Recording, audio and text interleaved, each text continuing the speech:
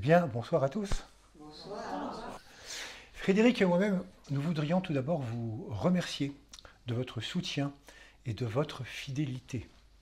Ensemble, nous poursuivons ce travail de groupe. Par ailleurs, nous vous annonçons qu'en janvier 2022, nous allons commencer un nouveau cycle d'ateliers. Et si certains d'entre vous sont intéressés pour approfondir les notions abordées en conférence, merci de nous envoyer un mail pour nous le faire savoir. Cela dit, reprenons le fil donc des conférences. Après 2 mois d'énergie Lyon et l'interruption estivale, il serait peut-être bien de retracer brièvement le contenu des 8 premiers temps du cycle annuel « Chérir le monde et servir la vie », de manière à en comprendre la logique et le fil qui les relie jusqu'au titre de ce soir, « Accoucher d'un monde plus juste ». Alors, résumons rapidement les épisodes précédents. Nous avons consacré les 3 temps de la saison d'hiver à préciser les éléments importants de ce cycle. Avec tout d'abord l'art du vivre ensemble, nous avons tout d'abord précisé la première partie du thème de l'année, chérir le monde. Qu'est-ce que chérir le monde?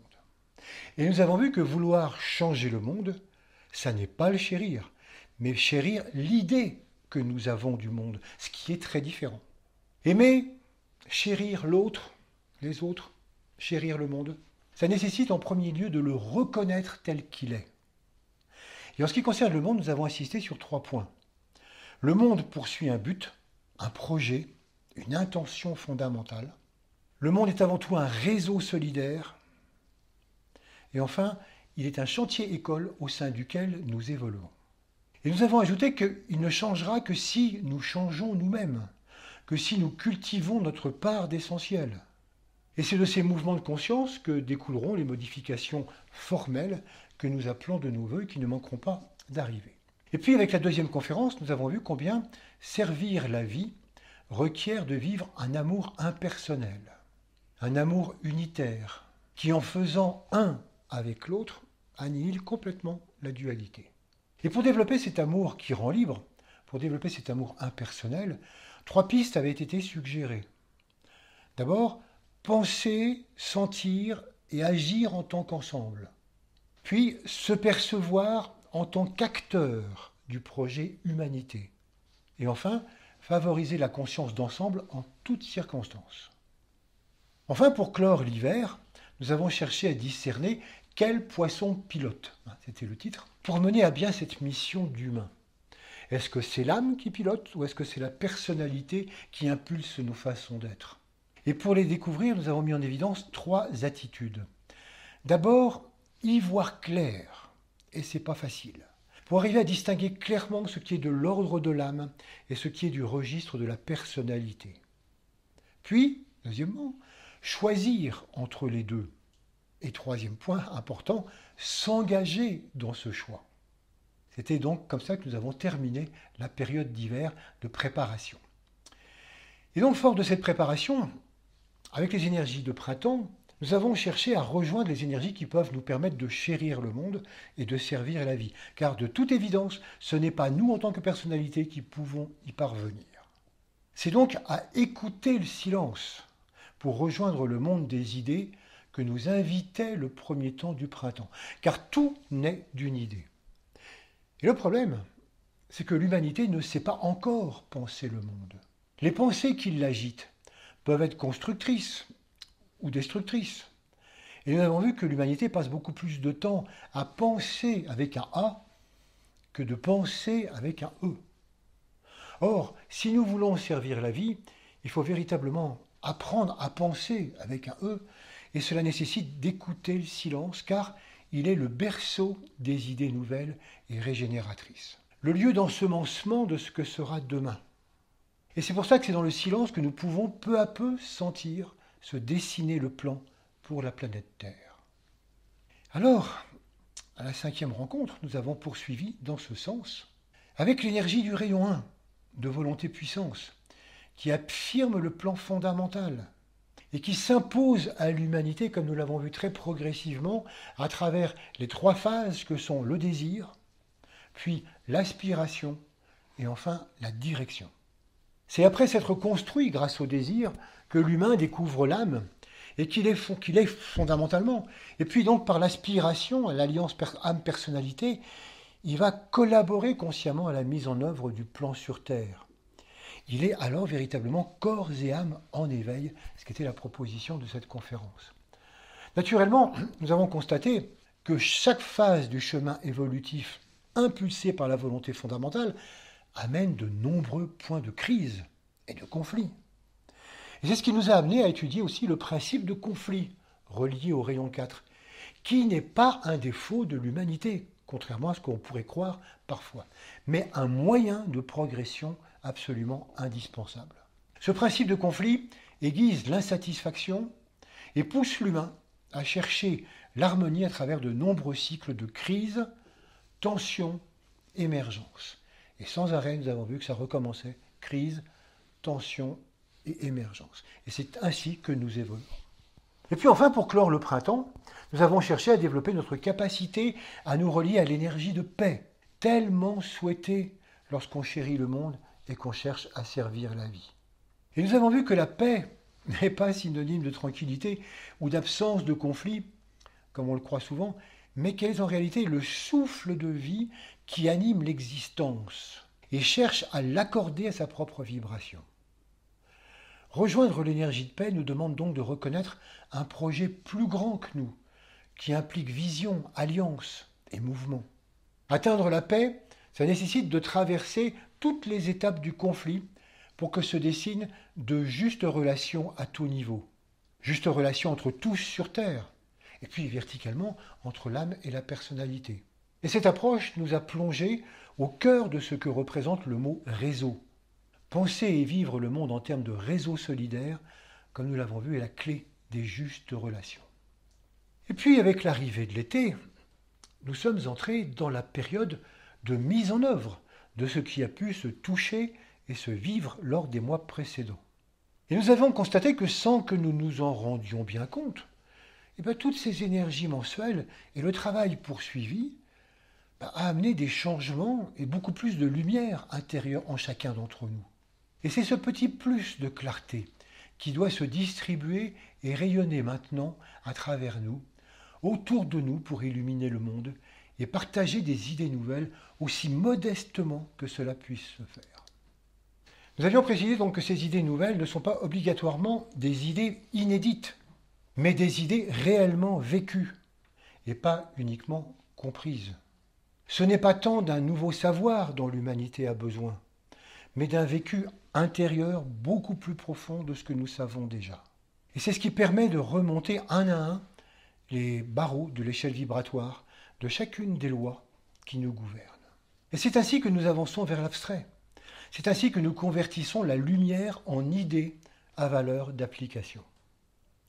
Chaque être est alors en mesure d'illuminer le monde pour peu qu'il prenne conscience de son pouvoir intérieur et réalise qu'il est un échantillon de lumière grâce auquel il peut vraiment réinterroger ses idées, ses pensées et tout le fatras d'opinions et de vieux a priori qui tiennent vraiment dans tous les recoins de notre mental.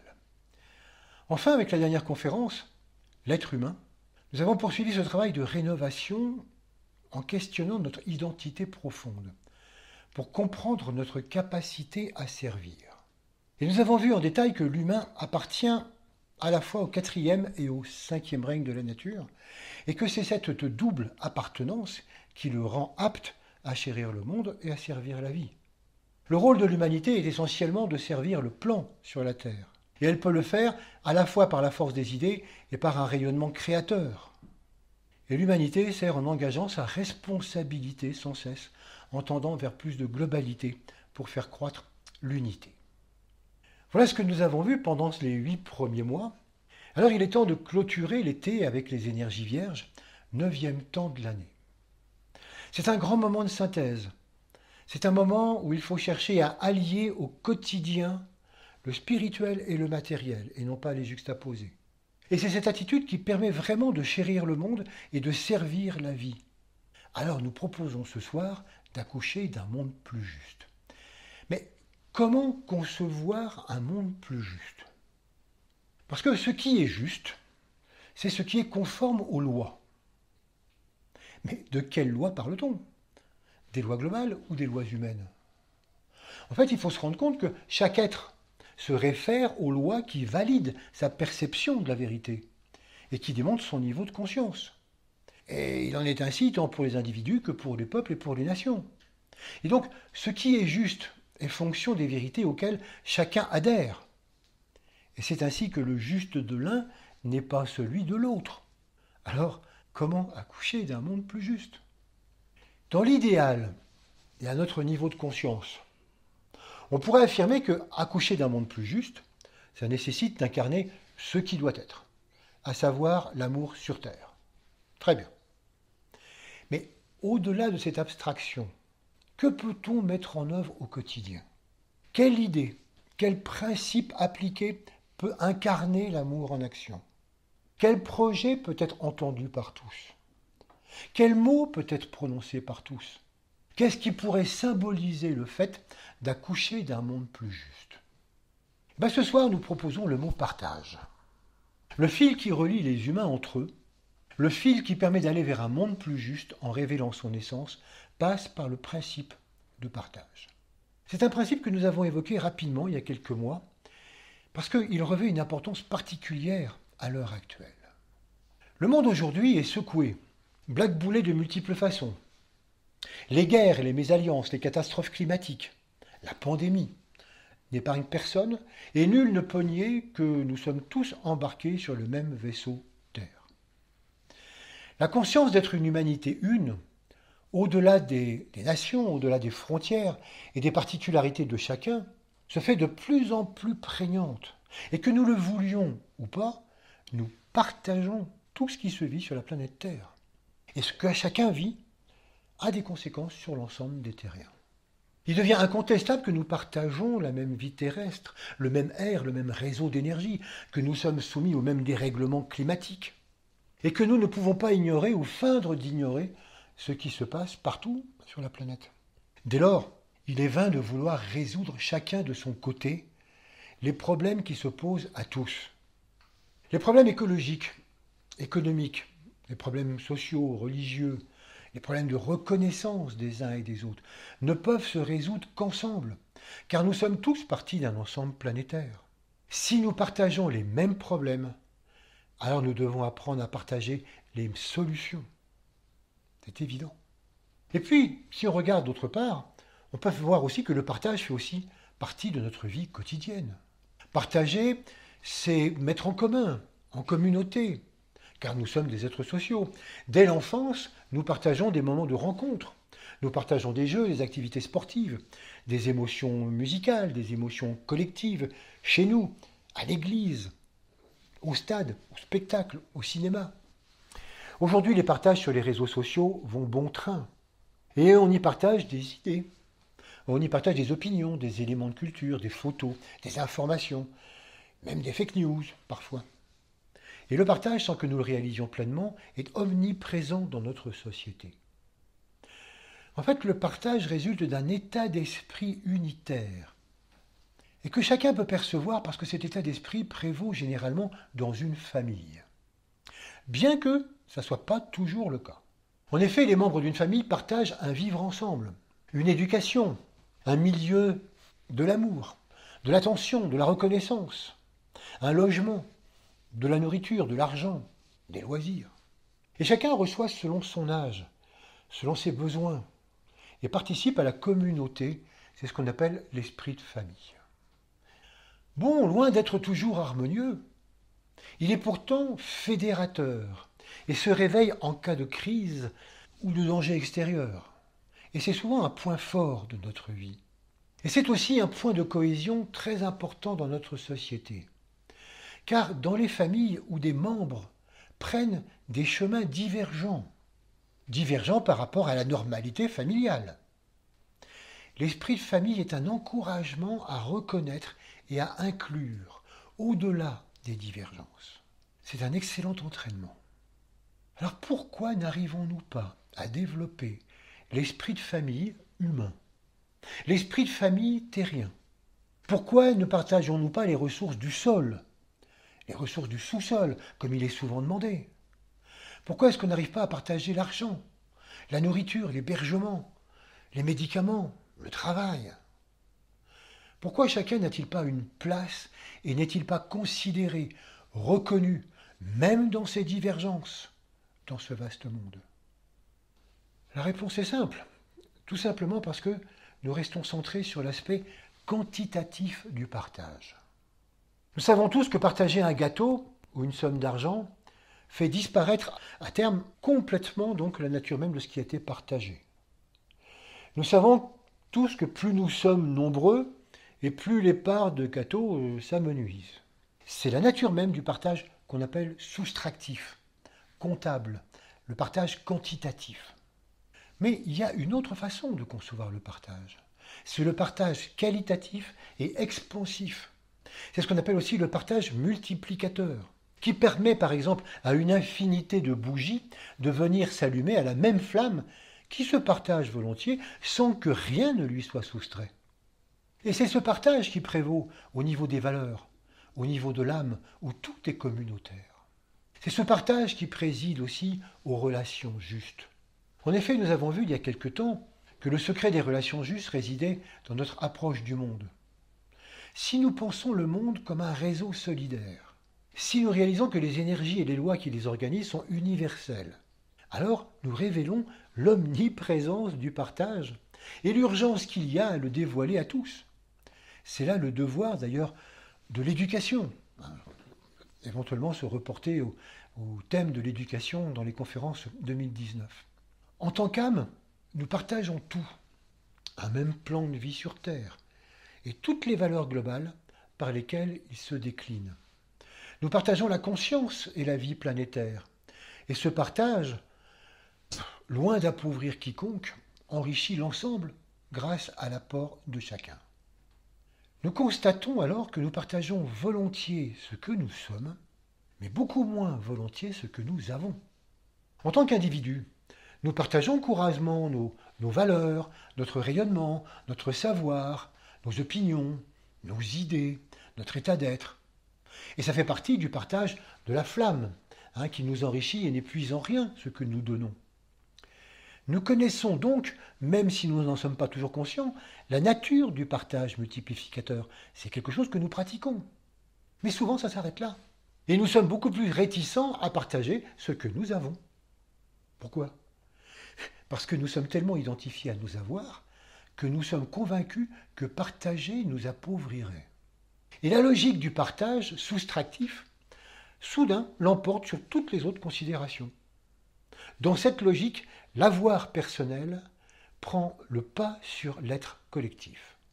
Or, si nous partagions plus consciemment ce que nous sommes essentiellement, si nous nous reconnaissions plus pleinement en tant qu'âme, et si nous fondions l'individu que nous sommes non plus sur l'avoir, mais sur l'être essentiel, le partage deviendrait le soubassement de notre humanité. Et on ne pourrait plus concevoir une société qui ne mette pas en œuvre le partage au sein de la famille humaine et par voie de conséquence de la famille terrienne. Et alors, surprise, depuis cet état de conscience globale, le partage soustractif apparaîtrait d'un seul coup comme un leurre, résultant en fait de l'ignorance de notre être fondamental, parce qu'en réalité, tout partage est multiplicateur. Voyons ça de plus près.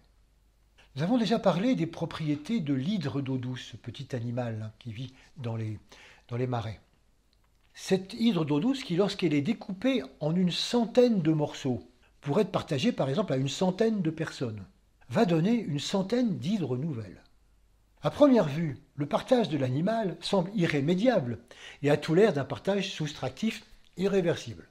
Mais au-delà de la première impression, lorsque nous constatons que chaque morceau découpé donne naissance à une nouvelle hydre, nous réalisons que le monde a gagné par ce partage une centaine d'animaux nouveaux.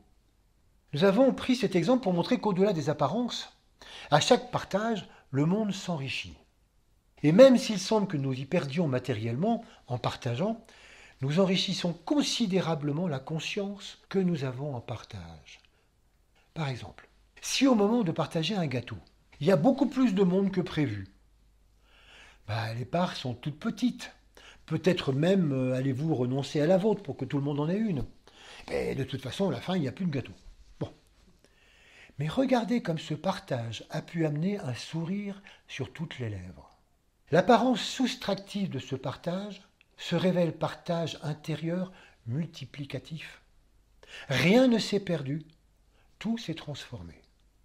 Partager par exemple pour instaurer un salaire universel nous appauvrirait peut-être un peu, mais ça enrichirait le monde d'une manière considérable en étant chacun à vivre pour se réaliser et concourir ainsi au mieux global, au bien universel. Ah ça, ce serait un bouleversement complet. Ça ne serait pas un appauvrissement, mais un réel enrichissement.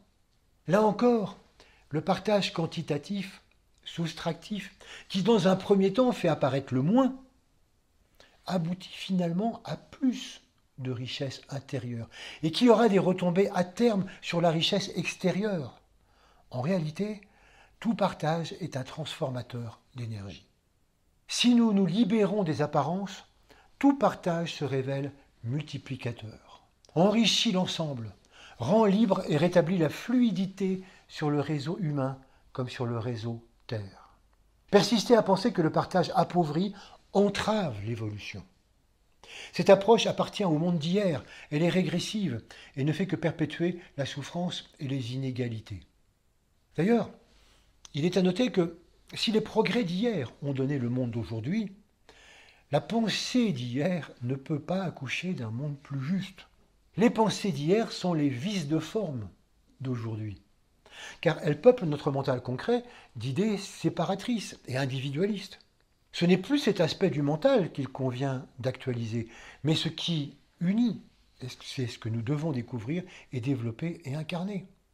Les justes relations hommes-femmes entre l'hémisphère nord et l'hémisphère sud, ou simplement entre vaccinés et non vaccinés, sont à traiter d'un point de vue mental plus global, plus éclairé, plus intérieur. Les gestes barrières qui mettent de la distance physique, là où il faudrait développer l'aura du cœur, sont antinomiques à une proposition plus subtile qui vient dire que nous sommes tous concernés par ce qui se passe sur Terre. Alors nous pouvons mettre en œuvre l'irradiation du cœur, qui est aussi une contamination joyeuse, qui elle aussi se joue des frontières et se partage sans compter. Il est intéressant de constater que le mot sépare est l'anagramme du mot éparse. Et aujourd'hui, l'humanité avance effectivement en ordre dispersé. Et que c'est à cette dispersion, contre nature, que la confrontent les différentes problématiques qu'elle doit aborder et résoudre. Ce n'est donc pas en tirant leur épingle du jeu individuellement, ou en s'opposant les uns aux autres que les humains trouveront l'unité, la voie des justes relations, qu'ils doivent pourtant emprunter s'ils veulent véritablement accoucher d'un monde plus juste. C'est par le partage qu'ils trouveront ce moyen. L'esprit de partage doit se révéler sous tous ses aspects, en témoignant progressivement, derrière le monde des apparences, l'unité première qui a présidé à tout ce qui est. Et en tant qu'humains, c'est ce que nous devons retrouver, révéler et incarner. Pour nous éclairer sur la mise en œuvre du partage, nous allons emprunter quelques éléments de sagesse à un très ancien livre indien qui s'appelle les Yoga Sutras de Patanjali. C'est un ensemble de maximes, d'aphorismes courts, qui enseignent le Raja Yoga. Le Raja Yoga, c'est l'art de la méditation mentale. Et Alice Bailey, comme beaucoup d'autres, a commenté ces sutras dans un livre qui s'appelle La lumière de l'âme, afin de les rendre compréhensibles pour les occidentaux que nous sommes. Parce que les sutras, à eux tout seuls, c'est pas forcément toujours très intelligible. Et donc dans ce livre, il y a en particulier 5 points qui sont considérés comme des préalables indispensables pour chercher à atteindre l'unité. Ces 5 points peuvent être considérés comme une application de la sagesse et de l'amour au quotidien. Il va donc être intéressant de les approcher du point de vue du partage.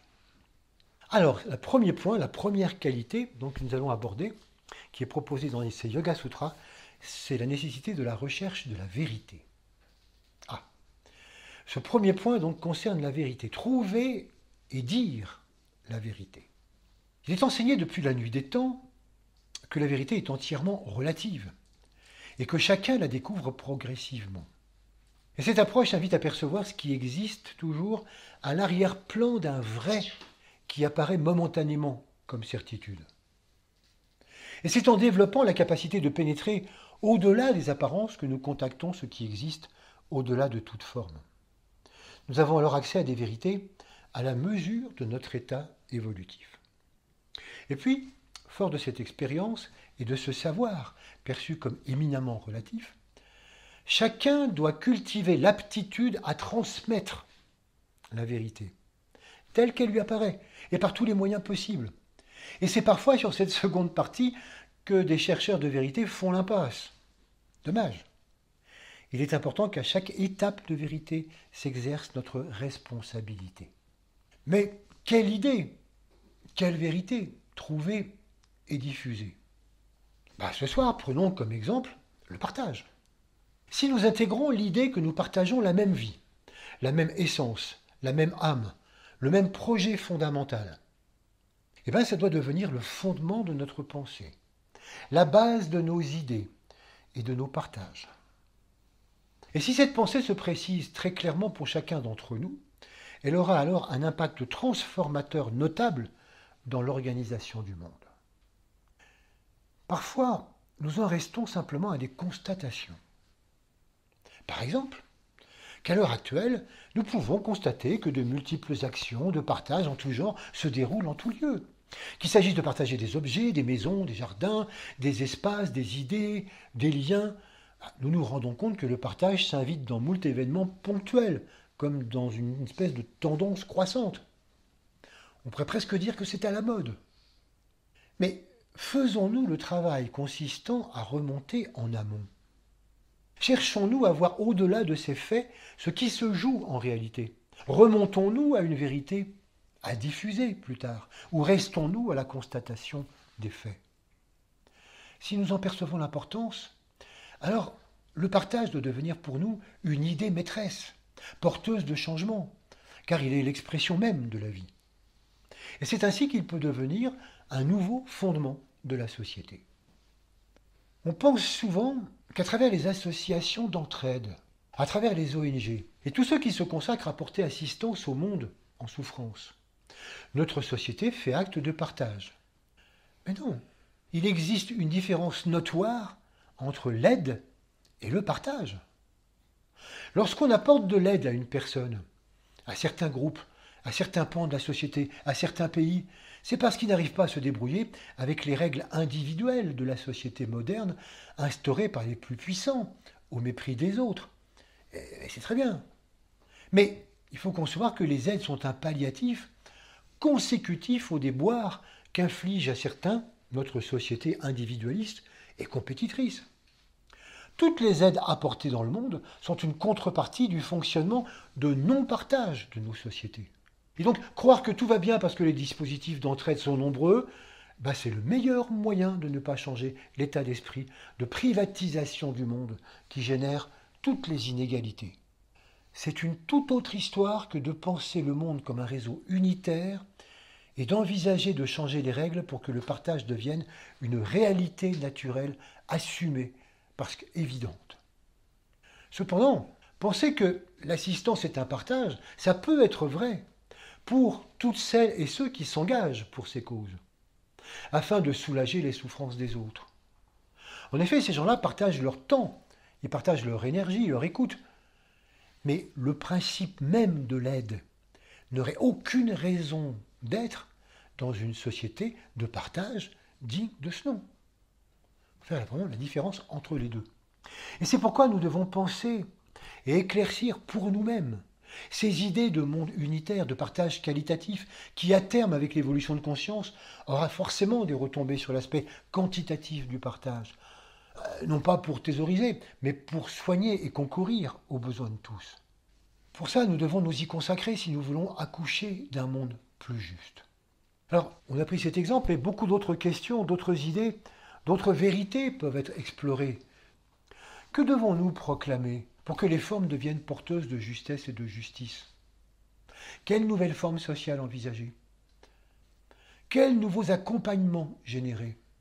Comment prendre en compte dans le projet global les prochains pas de chacun pour que l'avancée soit commune et bénéficie à tous dans un continuum qui n'exclut personne. Comment nous considérer comme un, égaux en dignité et en droit, et cheminer vers plus de lumière pour nous accompagner mutuellement? Comment en nous-mêmes œuvrer pour la paix et l'amour, sans pour autant devenir des bisounours déconnectés des réalités quotidiennes? Comment refuser les coopérations et les collaborations, les cautionnements injustes ou malveillants, si ce n'est en alimentant sans relâche le bien commun que nous pouvons mettre en œuvre? Et ça demande vraiment d'exercer notre discernement. Ça nous demande d'allier la tête et le cœur. Ça nous demande de ne pas faire de sentiments, mais de considérer que le droit d'un peuple, d'un individu à la reconnaissance, à l'éducation et au respect est un droit inaliénable et souverain. Sans reconnaissance, sans éducation, sans respect, nous ne pouvons pas accoucher d'un monde plus juste. Et ce n'est pas parce que les questions n'ont pas de réponse immédiate qu'elles n'œuvrent pas dans l'invisible et qu'elles ne sont pas les germes de réponse qui cherchent à se trouver. Sans reconnaissance, sans éducation, sans respect, il ne peut y avoir de partage de vérité et d'avancée commune vers plus d'unité. Alors après cette qualité de vérité, nous pouvons aborder la deuxième qualité qui est la pratique de l'innocuité. La deuxième qualité proposée par Patanjali, c'est la nécessité de promouvoir dans nos existences l'innocuité. Il ne s'agit pas uniquement de ne pas nuire en action, mais d'étendre cette qualité aux paroles et même aux pensées.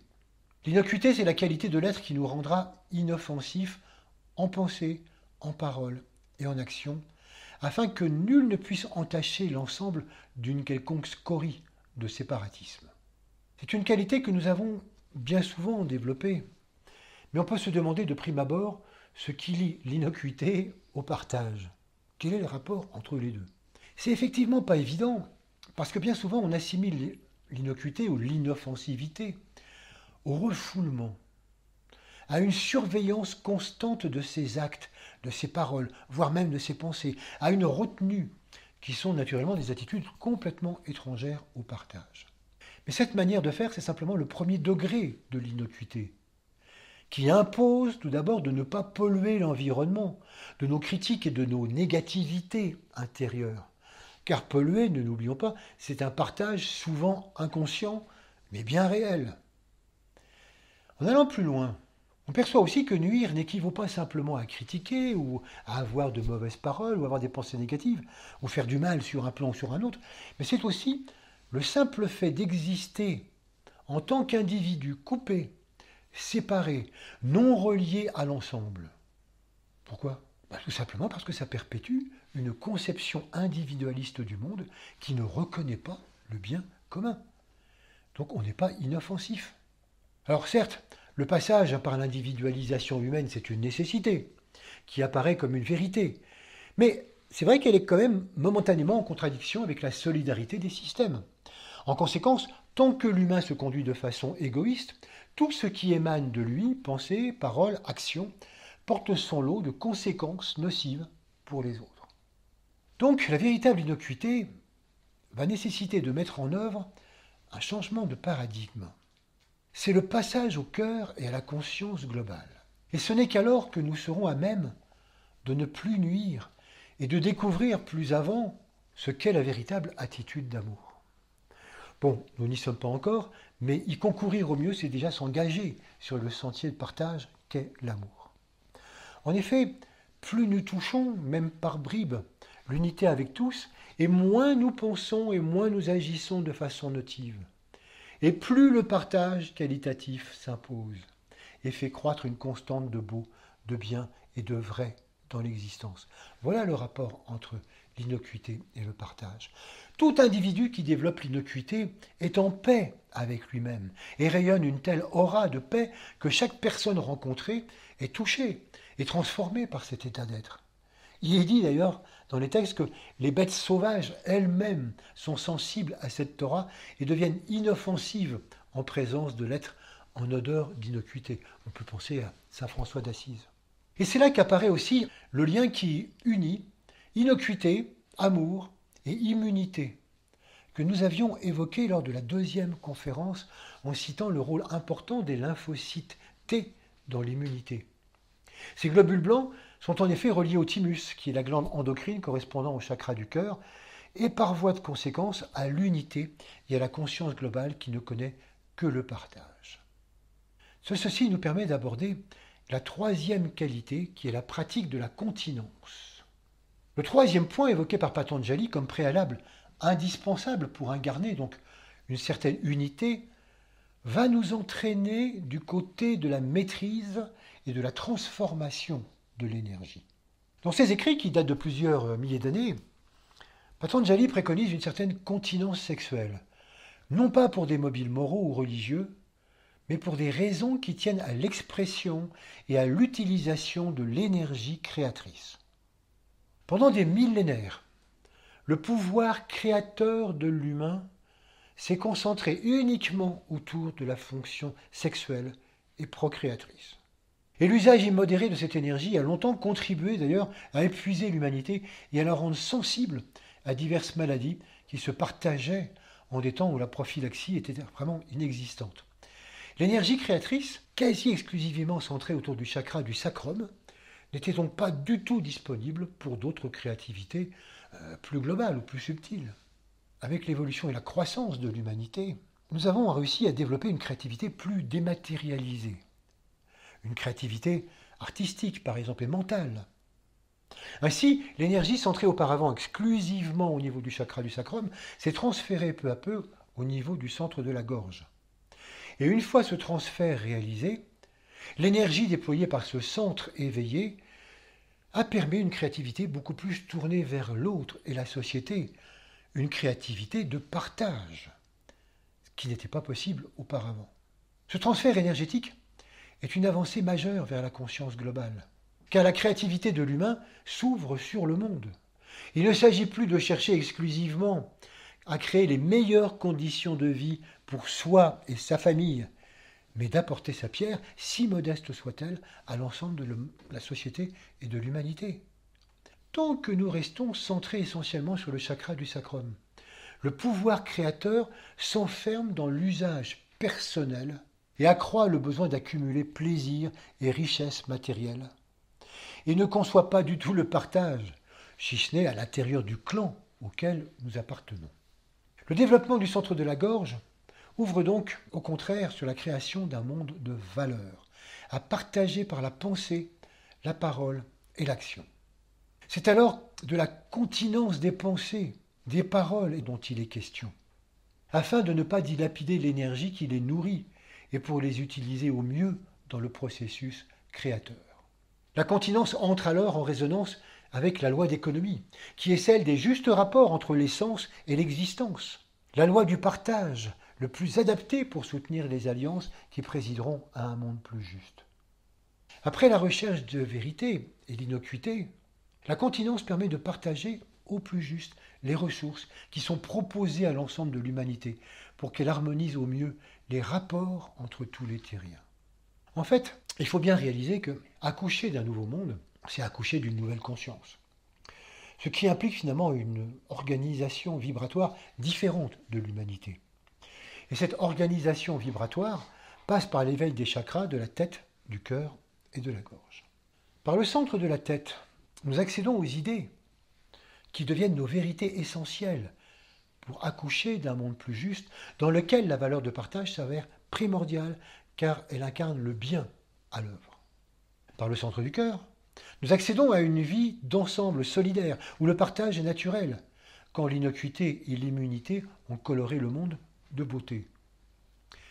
Et enfin, par le centre de la gorge, nous mettons en œuvre l'énergie, qui est créatrice d'un monde politique, économique, social, fondé sur le partage.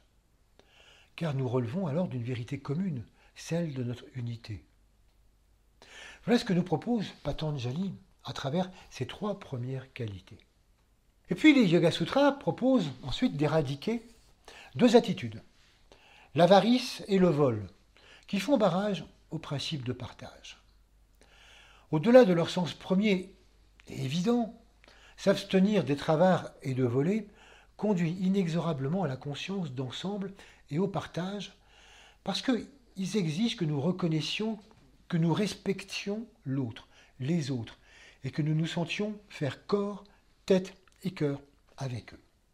Alors commençons par la quatrième qualité, s'abstenir d'avarice.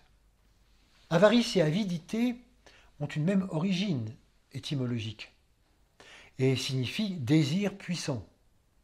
De nombreux voyageurs qui ont traversé des pays réputés pauvres économiquement ont été étonnés, voire bouleversés, par la générosité des individus qui peuplent ces contrées.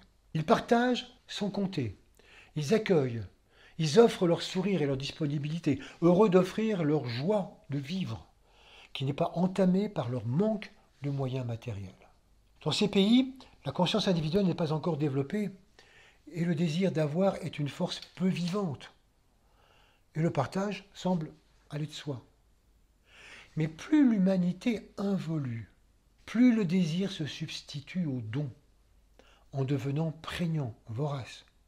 Car nous l'avons vu bien souvent, il est un moteur d'évolution. Et c'est là, dans cet âge de conscience, où l'individualité est forte et possède de grands biens, que se trouve la majorité des individus qui ne veulent pas partager, ou qui n'y pensent même pas. Donner ponctuellement, faire œuvre de charité pour gagner son paradis, à l'arrière. Mais partager est un mot banni de cet âge de conscience. Il faut donc réaliser que plus le désir est puissant, et plus l'esprit de partage est absent. Plus le désir est puissant, plus l'esprit de partage est absent. Ben oui, parce que le désir d'ensemble n'est pas quelque chose qui a pignon sur rue. En effet, désirer pour l'ensemble, c'est en fin de compte fondre son désir dans l'aspiration pour le bien de plus grand que soi. Alors il y a des personnes qui vont justifier d'acquérir encore et toujours plus. Car, disent-elles, seuls ceux qui ont sont en mesure de donner ou de redistribuer. Oui, c'est exact, quand on est myope et qu'on ne se soucie que d'une logique comptable. Mais c'est pas comme ça que fonctionne l'univers. Le fonctionnement du monde n'est pas une gestion de stock, mais une circulation permanente d'énergie dans le visible comme dans l'invisible, dans ce qui est quantifiable comme dans ce qui ne l'est pas. Dans l'univers, il n'y a ni vide ni manque, tout est soutenu en permanence par la vie. L'état d'esprit de partage résulte de cette abondance substantielle. Et bien sûr, ça nécessite une confiance totale dans tous les réseaux de vie et de conscience du monde dans lequel nous vivons. C'est vrai au niveau subtil, du côté intérieur de la vie, mais ça l'est aussi dans l'existence. D'ailleurs, la nature nous en fournit un tableau manifeste. Tout y fonctionne selon ce processus de partage, y compris les humains les plus démunis matériellement, mais qui partagent des valeurs de foi et d'humanité. Non, il y a vraiment que l'humain en conscience individuelle qui désire constamment plus que nécessaire et qui du coup crée des stases dans le système circulatoire, des varices émotionnelles, des bulles d'injustice qui finiront par se rompre si la leçon du partage tarde à s'intégrer dans nos consciences. Sortir de l'avarice, du désir profond pour soi-même ou pour les siens, pour entrer dans le partage, nous transforme en passeurs d'énergie, en passeurs de conscience. Cela oblige à se désidentifier de la fonction de possédant, généreux ou pingre, peu importe, et à entrer dans la conscience de l'énergie et de l'abondance. Cette confiance, elle exige un saut de conscience qui n'est pas facile, parce que les peurs de manquer, sans être pour autant ataviques, sont bien ancrées en nous. Les peurs s'insinuent dans tous nos corps et se nichent parfois là où on ne les soupçonne pas. Les peurs de manquer de biens matériels, les peurs de la mort, de la maladie, de l'invalidité, les peurs des déçus, trahis, malmenés, les peurs de ne pas y arriver, de ne pas être à la hauteur, de déplaire, ou de trop plaire, même quelquefois, les peurs d'aimer ou de ne pas être aimé, la peur de la solitude, etc. Toutes ces peurs témoignent d'un manque de confiance, mais aussi d'un centrage sur soi qui entrave la libre circulation des énergies. Et donc, ce sont des amas que nous gardons dans notre aura, qui deviennent, comme la cassette d'Harpagon, le lieu, l'objet de toutes nos attentions et détournent l'intérêt pour la vie qui circule partout autour de nous. tout intérêt trop concentré sur nous-mêmes est donc une forme d'avarice, eu égard au monde qui nous entoure. Et si c'est un passage obligé, on est bien d'accord, pour apprendre à se connaître, ça peut parfois devenir une prison quand nous ne voyons plus les murs de nos individualismes. Ces peurs sont normales, parce qu'en fait elles résultent de l'instinct de conservation des formes, qui ne pense pas du tout en termes de réseau, de partage. Mais nous y réagissons souvent d'une manière réflexe, en cherchant à nous sécuriser par de nouvelles formes, par de nouveaux désirs, par de nouvelles acquisitions, en accumulant des pseudo-trésors physiques, émotionnels ou mentaux, qui du coup nous font à nouveau craindre tout partage. En fait, et face à cet état de fait auquel nul n'échappe, la vie nous invite vraiment à faire confiance, à entrer en conscience et en pleine confiance dans les vibrations de l'âme que nous sommes, pour toucher pleinement l'interdépendance du vivant et d'accepter de s'abandonner à son flux. L'abandon est la porte de l'abondance. Et c'est ce qui permet d'oser lâcher la proie pour le mouvement de la vie. Donc n'ayons pas peur de nous abandonner, c'est ce qui nous amène à l'abondance. Alors nous pouvons aborder la 5e qualité, s'abstenir de voler. Le vol dont il faut se prémunir pour passer le portail qui ouvre la voie vers l'amour peut paraître si commun que bien souvent nous le passons sous silence, on le passe sous conscience. Tant il nous semble vulgaire de rappeler pareille évidence, il ne faut pas voler. Et pourtant, les évidences premières de l'abstention de vol font régulièrement écran, tellement elles semblent aller de soi. Nous concevons facilement que le vol est l'opposé du partage. C'est vraiment l'attitude contraire. Et de même, nous pourrions croire aussi que le vol, c'est en fait une simple dégradation de l'avarice, un peu plus grave que l'avarice, et qu'il n'était peut-être pas utile d'ajouter cette recommandation supplémentaire dans la liste que nous propose Patanjali. Mais tout cela est trompeur. Et à y regarder de plus près, le vol va nous conduire dans une approche beaucoup plus subtile et souvent moins facile à discerner que l'avarice. Le vol est donc contraire au partage. Parce qu'au lieu de mettre en commun, l'individu cherche à privatiser ce qui appartient à tous. C'est donc le mouvement inverse. D'ailleurs, privatiser ce qui appartient à tous est une phrase qui décrit l'origine méconnue de l'expression propriété privée, qui désigne une appropriation qui prive les autres de ce bien. Propriété privée, c'est une propriété dont les autres sont privés. C'est pourquoi, au milieu du XIXe siècle, Proudhon, un des précurseurs du socialisme, écrivit cette formule célèbre « La propriété, c'est le vol ». En effet, extraire une partie du réseau partagé et s'en déclarer propriétaire est le mouvement inverse du partage. Donc oui, la propriété, c'est le vol. Pour imager cela, il faut voir que c'est ce qui s'est passé par exemple en Europe à partir du XVIe siècle, avec le mouvement des enclosures. Auparavant, les paysans n'étaient pas propriétaires de leurs terres, c'était le seigneur, parce qu'elles appartenaient toutes à un seigneur. Mais en réalité, tout était partagé et géré en commun. Il n'y a pas de clôture. Jusqu'au jour où de nombreuses personnes, passant en conscience individuelle, ont eu l'idée d'accaparer des terres et de les clôturer. D'où le mouvement enclosure. Et les paysans chassés de ces terres communes n'eurent pas d'autre moyen pour survivre que de se mettre au service de ces nouveaux propriétaires. Le vol, là, est tout à fait grave et de manière tout à fait manifeste. Et derrière toutes ces attitudes, ce qu'il faut voir, comme toujours, et ce qui compte avant tout, c'est bien sûr la motivation. Et celle des responsables des enclosures était évidemment de faire un maximum de bénéfices personnels. Mais il faut voir que de nos jours, on peut aussi être propriétaire, ce qui implique des responsabilités de gestion et d'entretien, et vouloir en même temps partager ce qui nous appartient, en faire profiter les autres d'une manière ou d'une autre. Et donc, à partir d'un bien particulier, aller vers l'ensemble. Ainsi, il existe de nombreux lieux partagés et ouverts à tous, donc pour le bien commun. Cet exemple des enclosures nous permet de comprendre les positionnements intérieurs qui sous-tendent le vol et le partage. S'agit-il d'un mouvement qui fait passer l'ensemble vers le particulier ou d'une dynamique qui part du particulier pour rejoindre l'ensemble? C'est là la grande question et qui fait la différence entre le vol et le partage.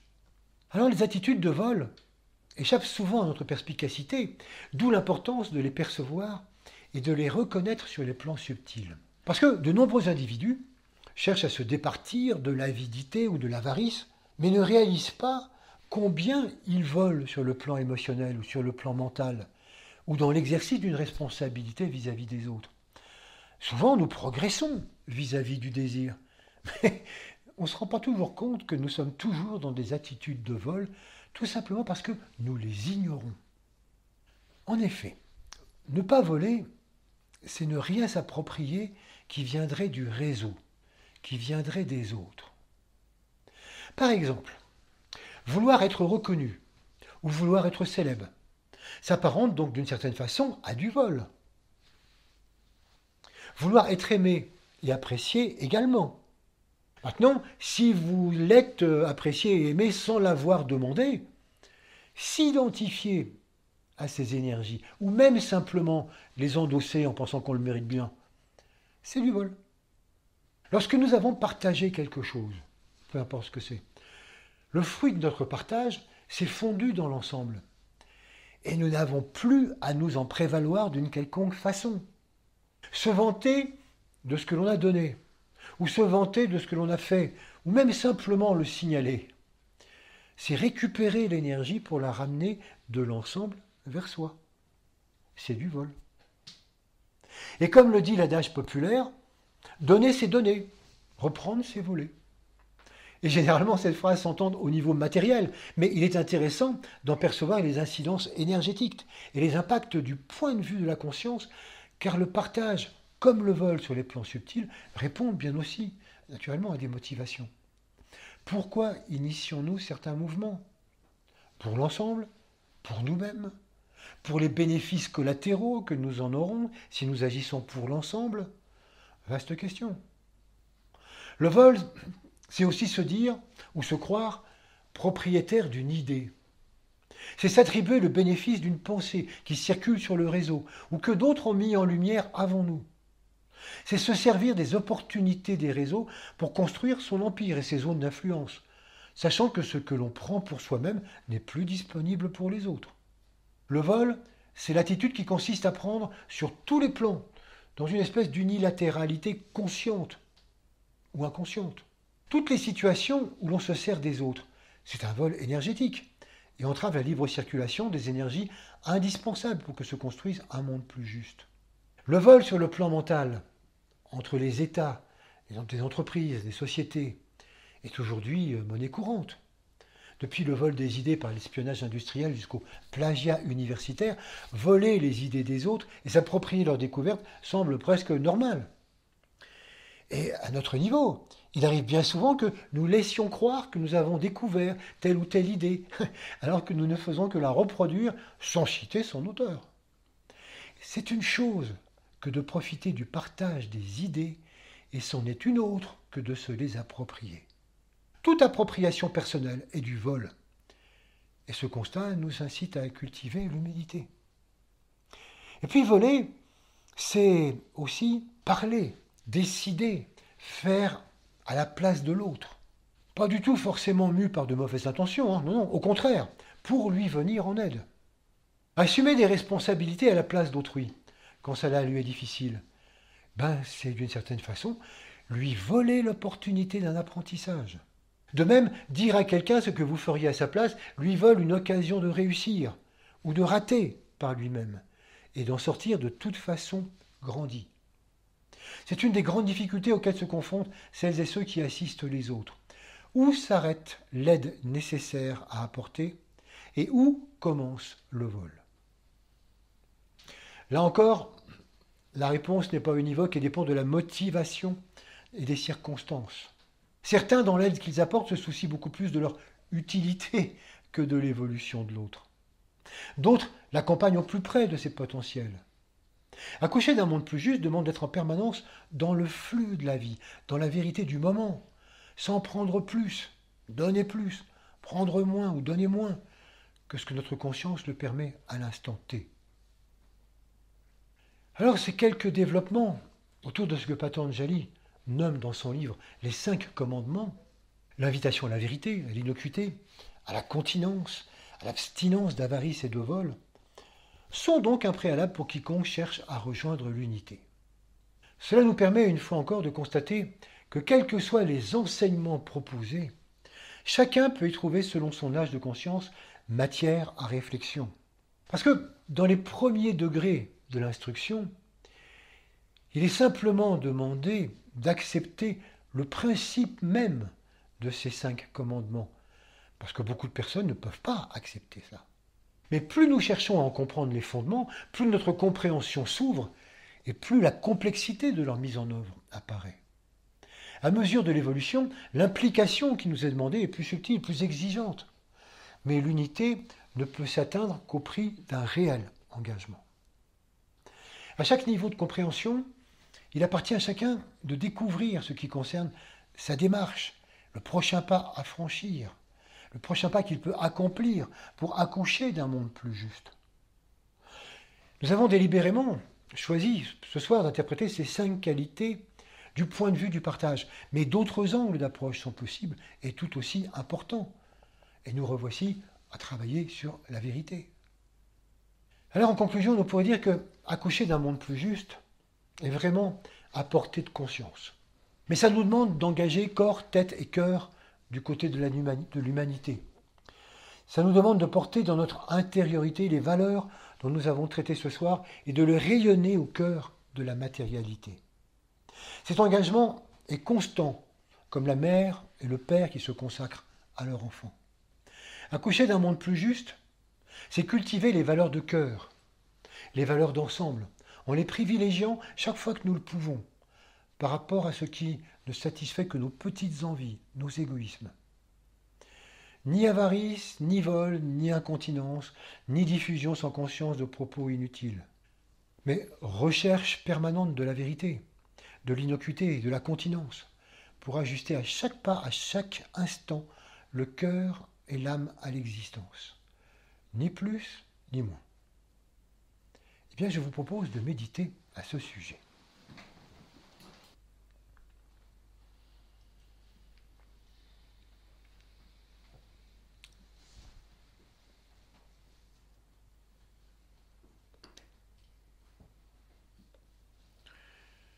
Nous allons commencer par nous concentrer au niveau frontal.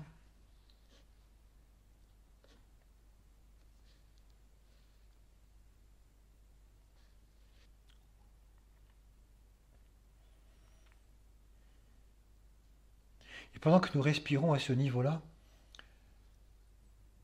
nous imaginons le réseau d'énergie qui nous relie tous. Et pas simplement nous les humains, mais les terriens, c'est-à-dire les animaux, les végétaux et les minéraux. Tous reliés par ce réseau de vie.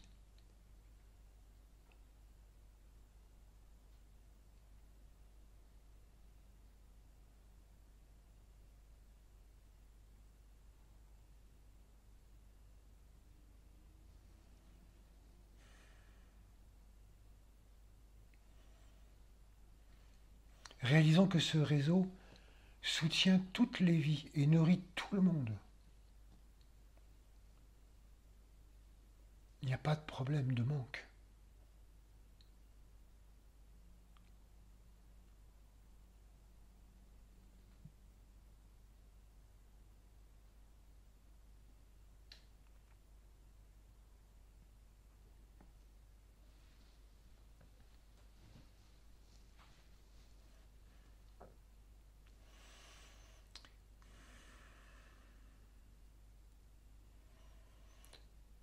Puis nous cherchons à remonter notre attention au-dessus de la tête.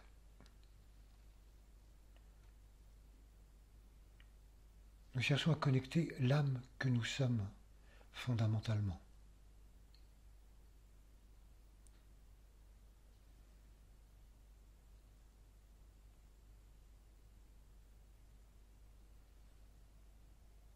Nous le faisons par une qualité qui peut être la lumière ou l'amour ou la volonté.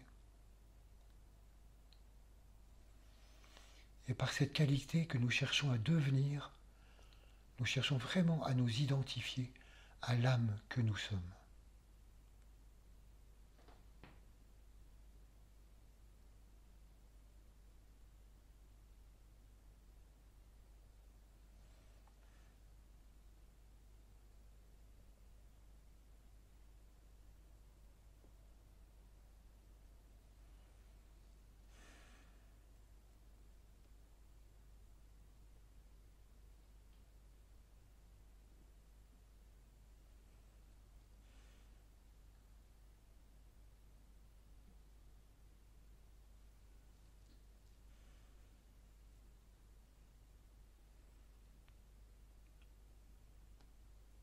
Et là encore, il y a un réseau, le réseau des âmes.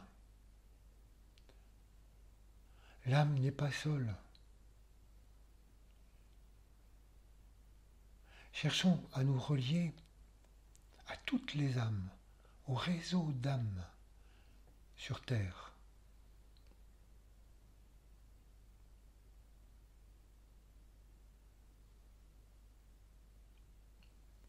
C'est ensemble que la vie sur Terre prend tout son sens. C'est seulement comme ça.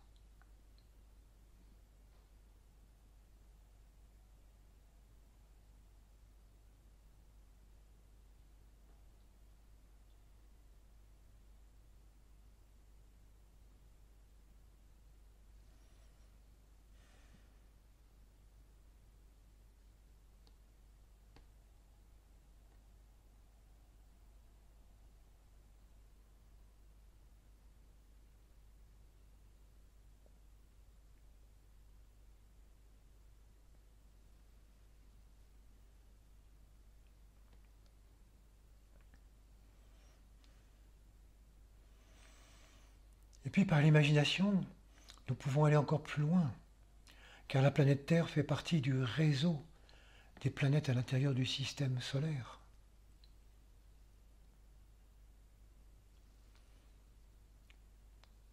Le Soleil lui-même fait partie d'un réseau au sein de sa constellation. Et cette constellation est partie intégrante d'un réseau galactique, etc., etc.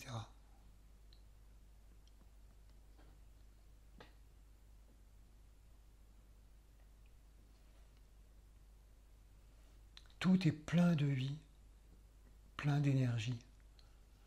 Dans l'univers, il n'y a pas de vide, il n'y a pas de manque.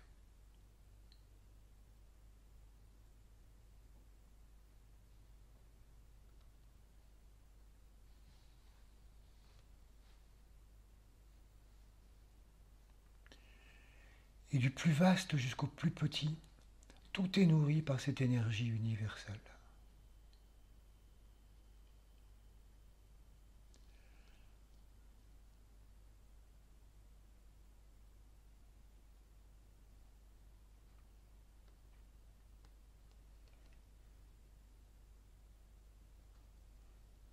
C'est cela qui est le partage.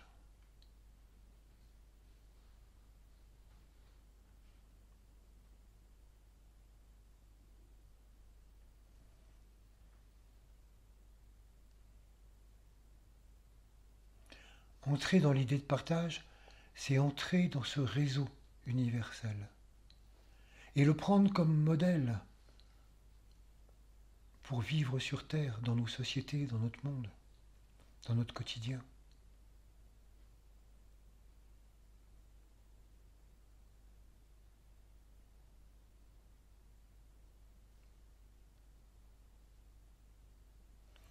Pendant quelques instants, cherchons à approfondir cette idée.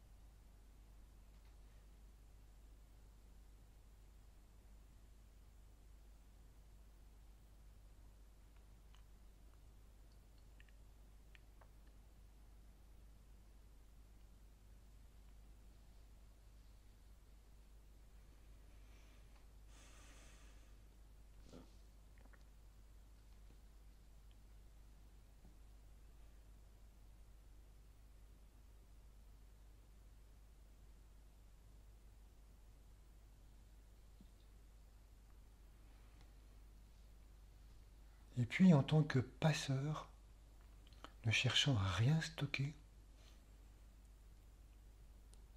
nous laissons passer à travers nous les énergies subtiles vers les énergies planétaires.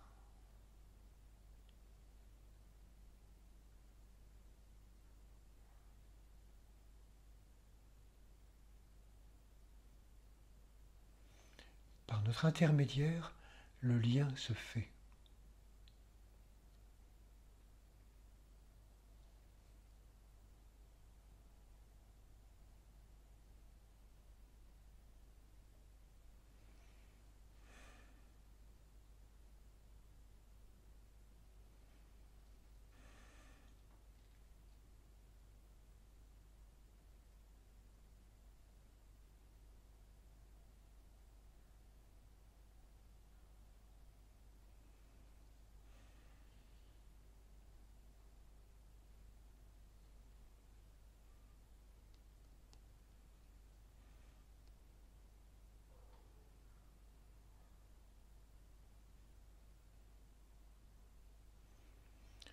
Puis nous prenons quelques instants pour intégrer ce qui a pu nous sembler important dans ce que nous venons de vivre ensemble.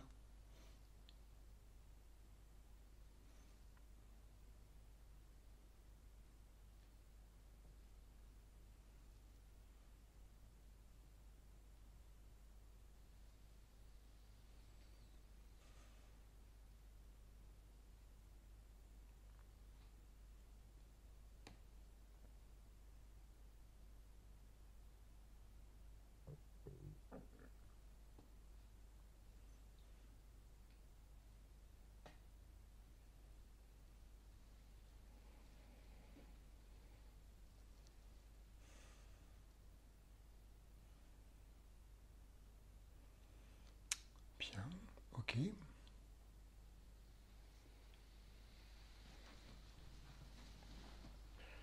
Eh bien, belle fin d'énergie vierge.